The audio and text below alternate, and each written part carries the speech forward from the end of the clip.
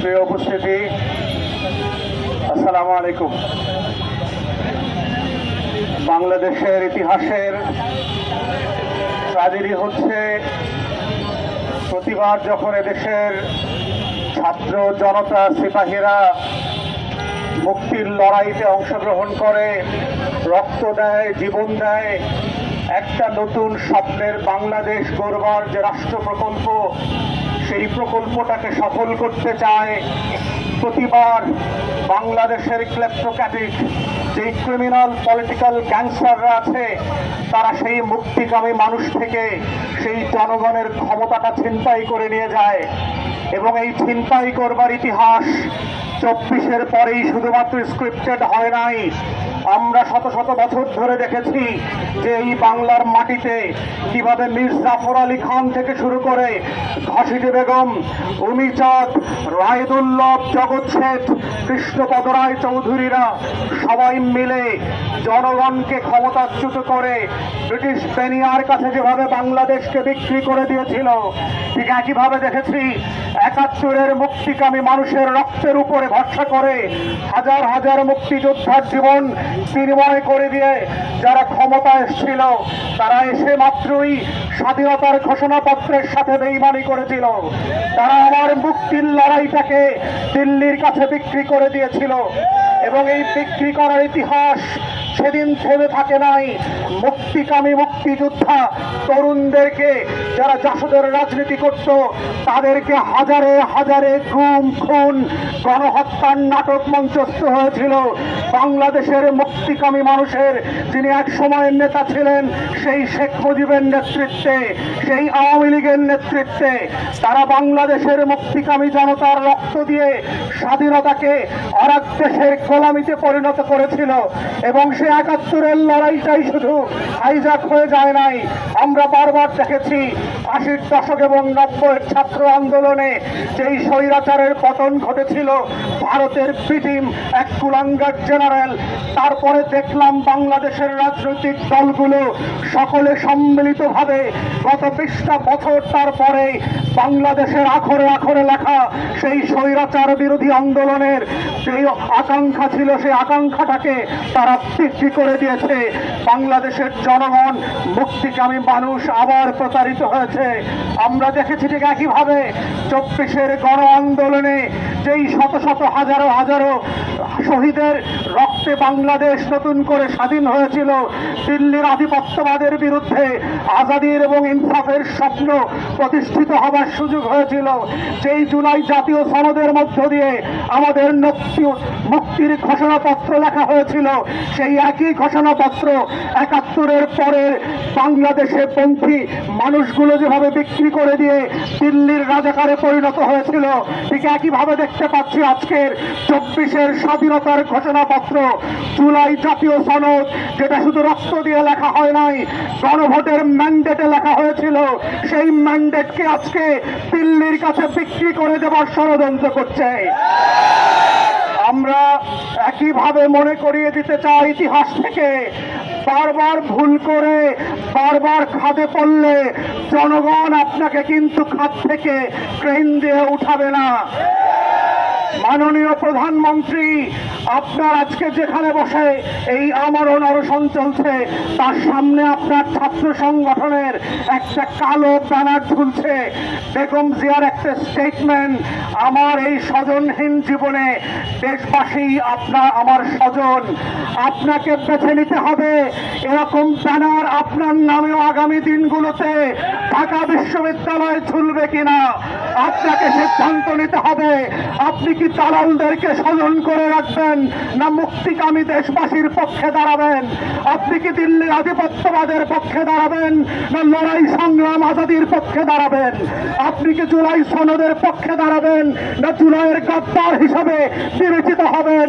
আপনি কি গণভোটের গণরায়ের ম্যান্ডেট মেনে নেবেন, না এটা বিক্রি করে দিয়ে আপনি বিদেশ পালাবেন হেলিকপ্টারে? এই সিদ্ধান্ত আপনাকে নিতে দিতে হবে। বাংলাদেশের ইতিহাস খুব পরিষ্কার। মুসলিমের লড়াই, চোখের পানি, শহীদদের রক্তের বিনিময়ে যেই জমিন শত শত বছর ধরে স্বাধীন সত্তায় বিকশিত হয়েছে, সেই আজাদির লড়াই থেকে বাংলাদেশের তরুণরা পিছনে ফিরে যাবে না। বাংলাদেশ 24-এর পূর্বের কোন বন্দোবস্তে ফেরত যাবে না, এটা আপনাকে বুঝতে হবে। অতএব সেই বাংলাদেশে যদি আপনারা ফেরত যেতে চান, 24-এর পূর্বের বাংলাদেশে আপনি যেতে পারেন, আপনার আইনমন্ত্রী যেতে পারে, আপনার স্বরাষ্ট্রমন্ত্রী যেতে পারে।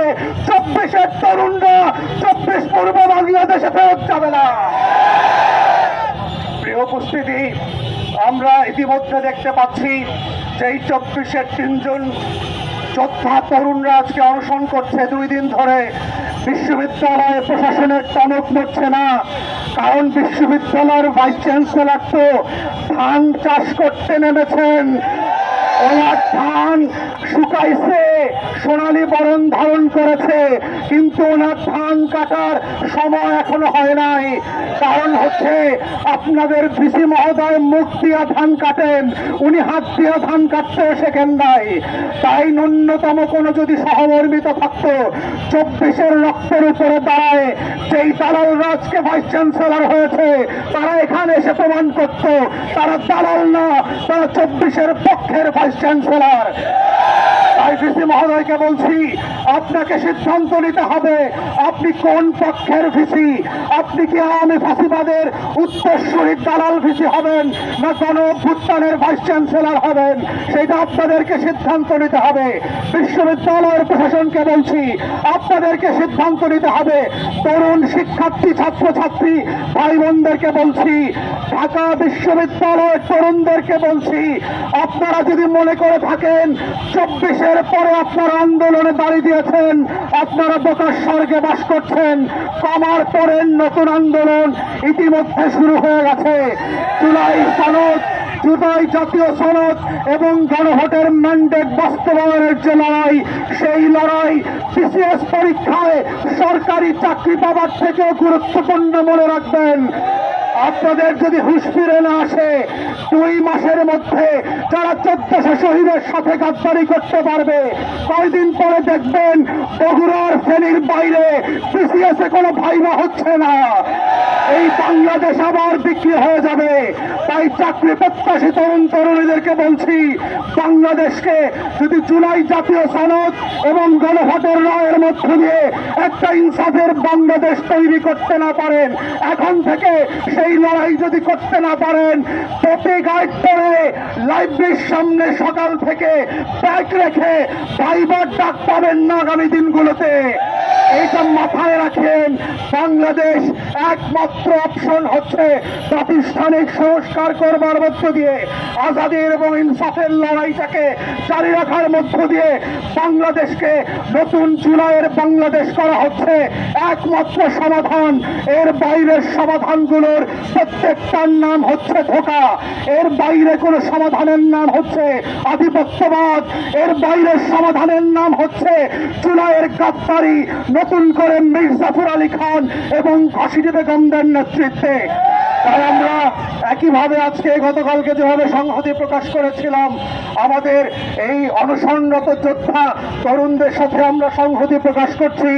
সরকারকে সাবধান করছি, একই ভুল বারবার করবেন না। আপনাদের অনেক ভুলের চরম মাসুল শুধু আপনারা না, সারা বাংলাদেশের মানুষ দিয়েছে গত 17টা বছর। আপনারা জেলে ছিলেন, পালিয়েছিলেন, বিদেশে ছিলেন, কিন্তু আপনাদের নামে রক্তাক্ত লড়াই করে বাংলাদেশকে মুক্ত করে আপনাদেরকে ক্ষমতায় বসানো হয়েছে। মনে রাখবেন কাদের কারণে জিতেছেন, মনে রাখবেন কোন মোল্লার দরগায় গিয়ে সিন্ডি খেতে পেরেছেন। ভুলে যাবেন না। ভুলে গেলে যাদের রক্তে আপনারা ক্ষমতায় এসেছেন তারাও আপনাদেরকে ভুলে যাবে, এবং সেই ভুলে যাওয়ার প্রক্রিয়াটা আপনাদের জন্য সুখকর হবে না। আওয়ামী লীগের ভারত আছে, আপনাদের জন্য শুধু বঙ্গোপসাগর আছে, আপনাদের কিন্তু ভারত নাই। অতএব আপনাদেরকে আহ্বান করছি, বন্ধুপ্রতিম গণ অভ্যুত্থানের শক্তি হিসাবে আপনাদের আসেন, ইনসাফ এবং আজাদির পক্ষে ফিরে আসেন, গণ অভ্যুত্থানের রায়ের পক্ষে ফিরে আসেন, জুলাই জাতীয় সনদের পক্ষে ফিরে আসেন। 1400 শহীদের রক্তকে সেই গণ অভ্যুত্থান দ্বারা সফল করা হয়েছে, তাদের রক্তের বিনিময় দেন। রাজুতে আসেন, শিক্ষার্থীদেরকে অনুরোধ করেন এবং ওয়াদা দেন কিভাবে আপনারা জুলাই জাতীয় সনদ বাস্তবায়ন করবেন, গণভোটের গণরায় বাস্তবায়ন করবেন। এই 3 তরুণ শিক্ষার্থীকে ক্লাসরুমে ফিরিয়ে নিতে চান। তারা যদি আহত হয়, তাদের যদি জীবনহানি হয়, আপনাদের সরকারকে শুধুমাত্র গণ অভ্যুত্থানের শত্রু না, খুনি শত্রু হিসাবে আখ্যায়িত করে নতুন করে গণ অভ্যুত্থানের ডাক দেওয়া হবে। সেই কমন সেন্স ফিরে আসা আহ্বান জানিয়ে আমার বক্তব্য এখানে শেষ করছি। সবাইকে অসংখ্য ধন্যবাদ। আসসালামু আলাইকুম।